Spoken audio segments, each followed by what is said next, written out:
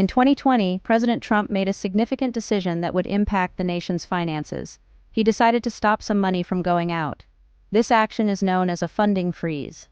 Essentially, it means halting the allocation of funds to certain government programs and initiatives. The primary reason behind this move was to control government spending. President Trump believed that by freezing funds, the government could better manage its budget and reduce unnecessary expenditures. However, this decision sparked a wave of concern among many citizens. People were worried because they thought important programs, which many rely on, would lose money. President Trump assured the public that essential services like food stamps and housing assistance would still receive funding. He emphasized that the freeze was targeted at other, less critical programs. The freeze was specifically aimed at programs that receive government funding on an annual basis. These programs, while important, were deemed less critical compared to essential services. Every year, these programs get a portion of the government's budget. The funding freeze meant that they might receive less money than they had in previous years. The uncertainty surrounding the exact amount of money each program would lose added to the anxiety. The freeze created a sense of financial instability and unpredictability. No one knew for sure how much money each program would lose. This lack of clarity made it difficult for program administrators to plan and budget effectively. As a result, many people were nervous. The potential for reduced funding led to protests and community meetings where concerned citizens gathered to discuss the implications of the budget cuts. Community leaders voiced their concerns, highlighting the potential negative impacts on local services and programs.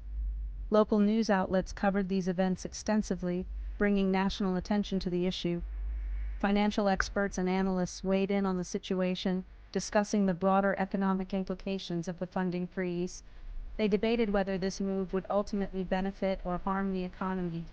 Historically, funding freezes have been used by past presidents as a tool to manage the economy. The outcomes of such actions have varied, with some leading to positive economic adjustments and others causing more harm than good. Despite the uncertainty, citizens began to adapt.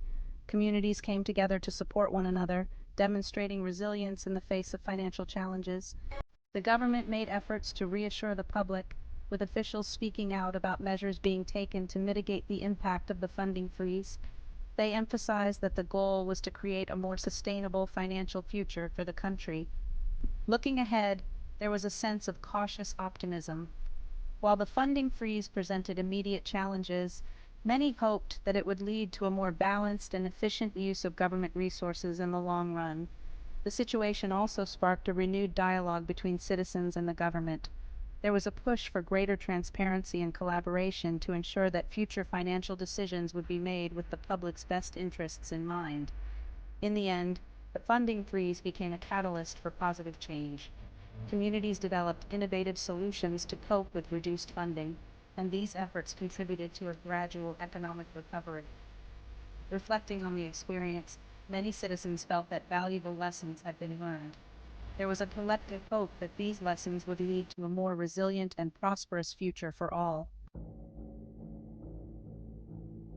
The funding freeze affected different groups. Some programs that help people in other countries got less money. Trump said he wanted to spend less money on things outside the United States. Environmental programs also got less money. Trump said he wanted to help businesses, and he thought environmental rules were bad for business. Arts programs were also affected. These programs help artists and fund museums. Trump said the government should not spend money on art. This made many people angry. They said art is important. The funding freeze made a lot of people mad. The decision to halt the financial support for various social programs sparked outrage across the nation. People from all walks of life felt the impact and were not shy about expressing their discontent. They said it would hurt people who need help. Families who relied on these funds for basic necessities were left in a state of uncertainty. Elderly individuals, who depended on government assistance for their health care and daily needs, found themselves in distress. The waiting rooms of government assistance offices were filled with anxious faces, all wondering what the future held for them. People protested on the streets and talked to their representatives. The streets of major cities were flooded with protesters holding signs and chanting slogans. They demanded that their voices be heard and that the funding be reinstated. Many took their concerns directly to their local representatives, hoping to influence change through dialogue and advocacy. Newspapers and TV news talked about the freeze a lot. The media played a crucial role in bringing the issue to the forefront. Headlines in newspapers and reports on TV news channels kept the public informed about the latest developments. People gathered around their televisions, eagerly watching for updates and hoping for a resolution. Some people said Trump was wrong to freeze the money. Critics argued that the decision was heartless and lacked empathy for those in need. Interviews with angry citizens highlighted their struggles and frustrations. Commentators on various platforms criticized the administration's approach, calling for a more compassionate and inclusive policy. They said it was not fair to the people who needed those programs. Families received letters informing them of the loss of benefits, adding to their worries. Social workers, who were on the front lines, tried their best to assist those affected, but the sheer volume of people in need made their job incredibly challenging. Others said Trump was right to try to save money. On the other side of the debate, supporters of the funding freeze argued that it was a necessary step to reduce government spending. They believed that the country needed to tighten its belt and prioritize financial stability.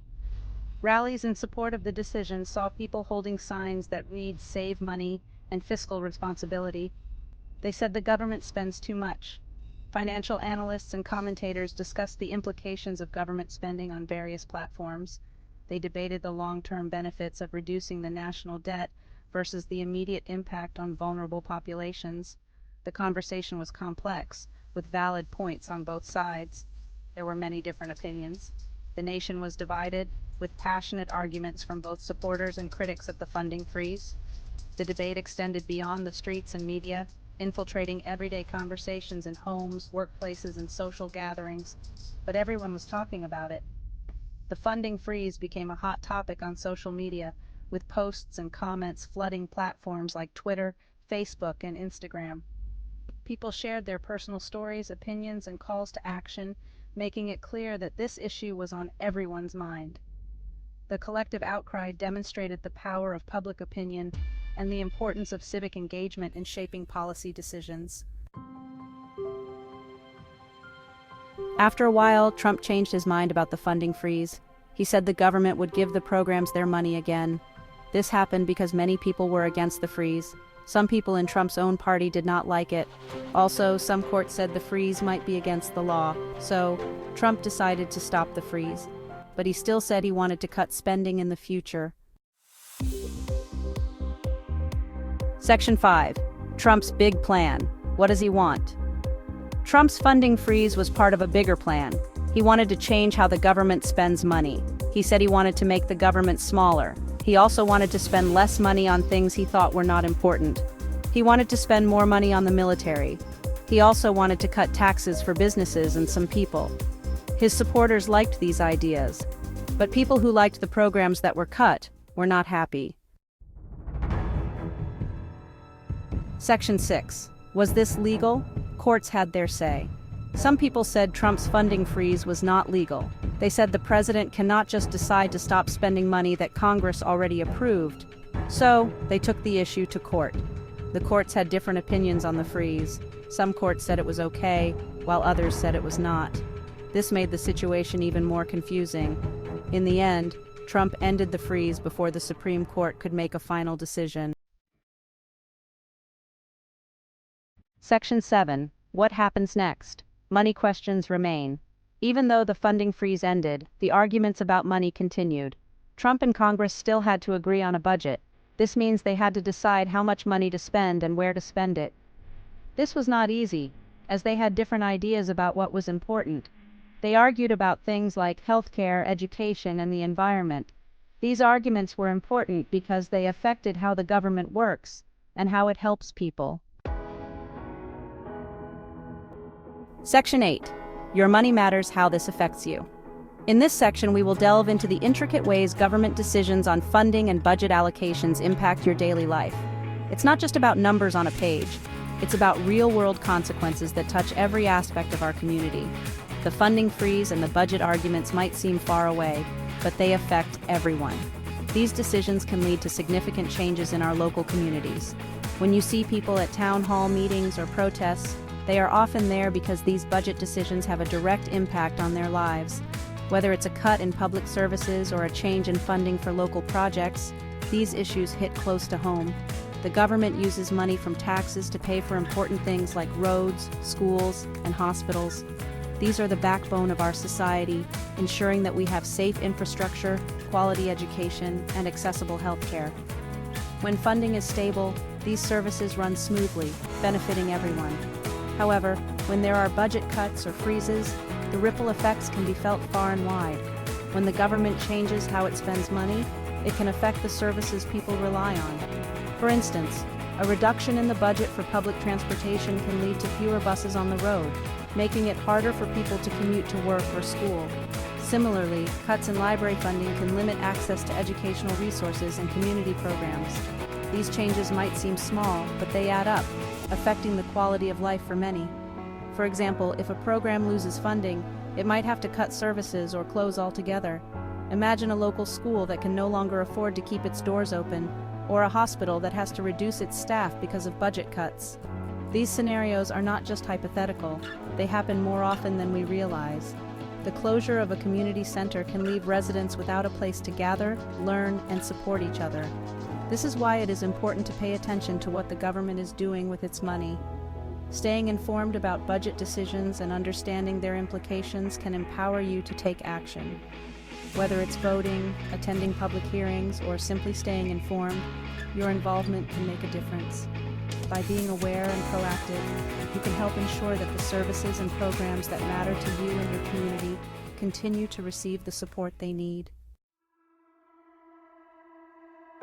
Section 9. Conclusion. The fight for funding continues. The fight over government funding is never really over.